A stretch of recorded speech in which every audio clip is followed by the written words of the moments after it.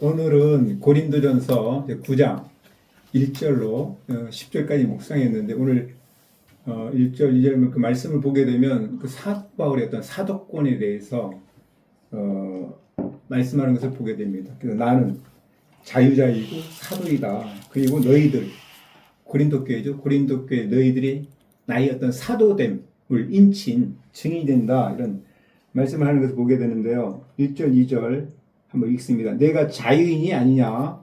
사도가 아니냐? 예수 우리 주를 보지 못하였느냐? 주 안에서 행한 나의 일이 너희가 아니냐? 다른 사람들에게는 내가 사도가 아닐지라도 너희에게는 사도이니 나의 사도됨을 주 안에서 인친 것이 너희라. 그래서 이 사도는 사도의 어떤 권리가 있는 것을 보게 됩니다. 그 4절부터 6절에 보게 되면 그 사도의 권리가 세 가지로 이렇게 나타나는 것을 보게 돼요.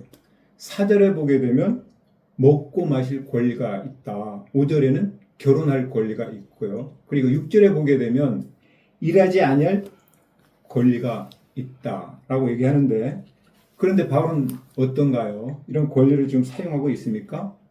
그렇지 않죠. 반문하는 것은 권리를 포기하여 사용하지 않았다는 그런 의미죠.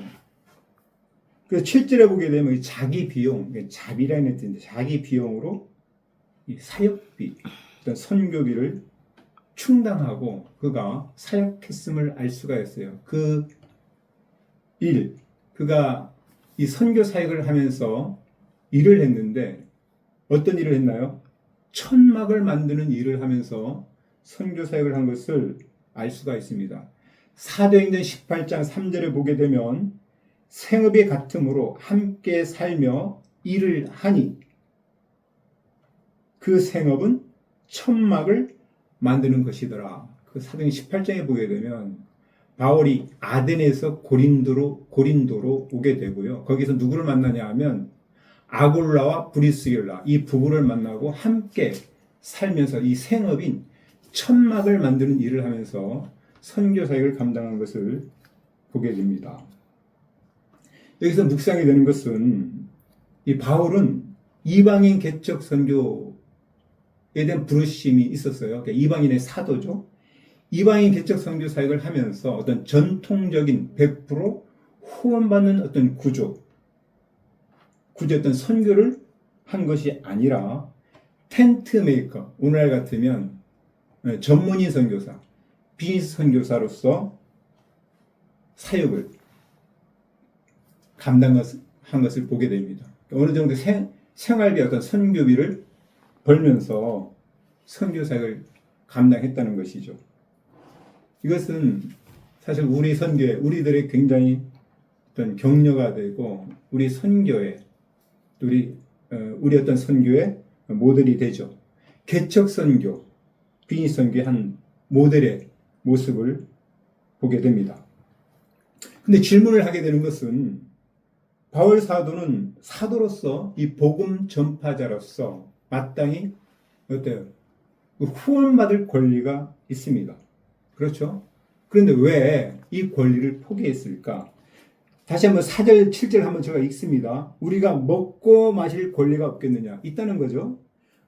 우리가 다른 사도들과 주의 형제들과 게바, 베드로죠. 같이 믿음의 자매된 아내를 데리고 다닐 권리가 없겠느냐? 결혼할 권리를 얘기하는 권리가 있다는 거죠. 6절. 어찌 나와 바나바만 일하지 아니할 권리가 없겠느냐? 있다는 거죠. 그럼 어때요? 바울과 바나바는 지금 일을 하고 있다는 것입니다. 그런데 왜 이런 권리를 사도 바울은 포기했을까? 말씀을 보게 되면 데살로니가 전서 2장 9절에 보면 이렇게 말씀합니다. 형제들아 우리의 수고와 애쓴 것을 너희가 기억하리니 너희 아무에게도 폐를 끼치지 아니하려고 밤낮으로 일하면서 너희에게 하나님의 복음을 전하였도다. 아무에게도 폐를 끼치지 아니하기 위해서 밤낮으로 일하면서 복음 전했다고 그럽니다. 이 폐는 뭐냐 하면 재정적인 어떤 부담을 주지 않기 위해서. 그리고 내일 묵상할 말씀에 그 이유를 두 가지 더 얘기를 해주는 것을 보게 돼요. 미리 좀 나누면 그 12절에 보게 되면 복음에 장애가 없게 하려고. 그리고 18절에 보게 되면 주님께서 주실 상을 바라보기 때문에 라고 말씀합니다. 한번 12절 제가 한번 읽습니다. 다른 이들도 너에게 이런 권리를 가졌거든 하물며 우리 일까 보냐. 그러나 우리가 이 권리를 쓰지 아니하고 범사에 참는 것은 그리스도의 복음에 아무 장애가 없게 하려 함이로다. 그리스도의 복음에 아무 장애가 없게 하기 위해서 이 권리를, 후원받을 권리를 쓰지 않고 있다는 것이죠. 특별히 이런 개척 지역에서 땀 흘려 일하는 삶의 그런 모습은 현지인들에게 어떻게 본이 되기 때문에 그렇습니다. 저는 이건 너무도 동감이 돼요. 왜냐하면 저도 개척 지역에 중국 변방에 이슬람 소수민족 사역을 하면서 비즈니스 사역을 했었거든요.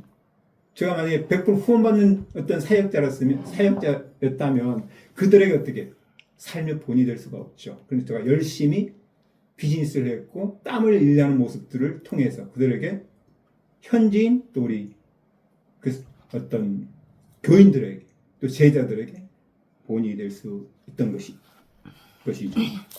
두 번째는 이 주님께서 주실 상을 바라보았다 이게 하는데 18절입니다. 그런즉 내 상이 무엇이냐? 내가 복음을 전할 때에 값없이 전하고 복음으로 말미암아 내게 있는 권리를 다 쓰지 아니하는 이것이로다. 내가 복음을 전하는 사도로서 마땅히 후원받을 권리가 있지만 그 권리를 포기하고 열심히 땀 흘려 일하는 이것이 주께 받을 상이 된다. 할렐루야. 아멘이세요? 아멘. 이 말씀은 저에게 우리에게 굉장히 큰 도전이 되고 될 뿐만 아니라 큰 격려와 위로와 힘이 됩니다. 왜냐하면 저는 실질적으로 1994년도 어쩌면 우리 한국 선교계에서 좀 원조인데요. 중국 상해를 조그만 액세서리 비즈니스를 통해서 개척한 경험이 있습니다. 그 조그만 사업을 통해서 이렇게 개척 선교를 했고, 그리고 2009년도에는 비전을 따라서 우르무치, 중국 서북 실크로드 그 중심 도시에 가서 특별히 위구르족, 카자크족, 이 소수민족 이슬람 사역을 감당하기 위해서 하나님께 또 옷사업을 하게끔 길을 열어주셨습니다. 거기서 철수할 때까지 옷사업을 한 경험이 있습니다. 그렇기 때문에 지금 바울 사도가 말하는 이런 어떤 말들, 이 말씀들은 저에게 너무도 동감이 되고 이 사역 정신, 이런 철학은 저에게 너무도 동감이 되는 그런 말씀이 됩니다. 특별히 정리하면서 이 전방 개척 선교는 어떤 우리 선교회, 우리들에게 비즈니스 해야 될 어떤 비즈니스 선교를 해야 될 그 이유와 가치에 대해서 오늘 말씀을 주셔서 너무도 우리 하나님께 감사가 되고, 또 돌아보니까요, 제가 이제 32년 이 개척 선교 사역을 감당하고 있는데요, 브리스길라 아굴라 같은 그런 동역자들, 지금도 동일하게 20년 넘게 25년 30년 가까이 동역하는 이런 분들이 몇 가정이 있습니다. 서너 가정이 함께 해주셨기 때문에 이 길을 올 수가 있었고, 그리고 하나님 올 수가 있었고 이 사역을 감당할 수가 있었구나 생각을 하면서 우리 하나님께 감사하고 함께하는 우리 동역자들께 감사하고 우리 하나님께 영광 올려드립니다.